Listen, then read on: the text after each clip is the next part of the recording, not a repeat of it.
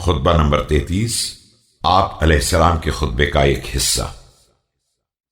اہل بصرہ سے جہاد کے لیے نکلتے وقت، جس میں آپ علیہ السلام نے رسولوں کی بعثت کی حکمت اور پھر اپنی فضیلت اور خوارج کی رذیلت کا ذکر کیا ہے۔ بسم اللہ الرحمن الرحیم۔ قال عبد الله بن عباس: دخلت على أمير المؤمنين عليه السلام بذي قار وهو يخسف نعله۔ عبداللہ ابن عباس کا بیان ہے کہ میں مقام ذی قار میں امیر المومنین علیہ السلام کی خدمت میں حاضر ہوا جب آپ علیہ السلام اپنی نالین کی مرمت کر رہے تھے۔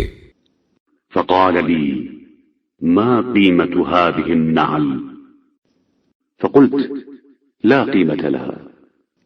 فقال عليه السلام: والله لهي أحب إلي من امرتكم إلا أن أقيم حقا أو أدفع باطلا۔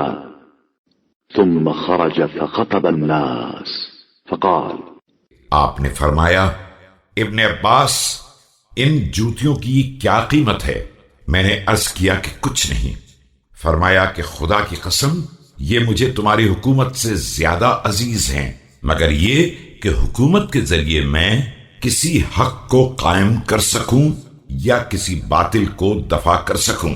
اس کے بعد لوگوں کے درمیان آ کر یہ خطبہ ارشاد فرمایا: إن الله بعث محمدا صلى الله عليه وآله وليس أحد من العرب يقرأ كتابا ولا يدعي نبوة، فساق الناس حتى بوأهم محلتهم وبلغهم منجاتهم، فاستقامت قناتهم واطمأنت صفاتهم۔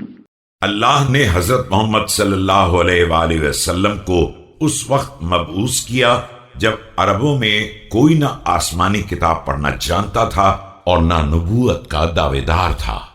آپ صلی اللہ علیہ وآلہ وسلم نے لوگوں کو کھینچ کر ان کے مقام تک پہنچایا اور انہیں منزل نجات سے آشنا بنا دیا، یہاں تک کہ ان کی کجی درست ہو گئی اور ان کے حالات استوار ہو گئے۔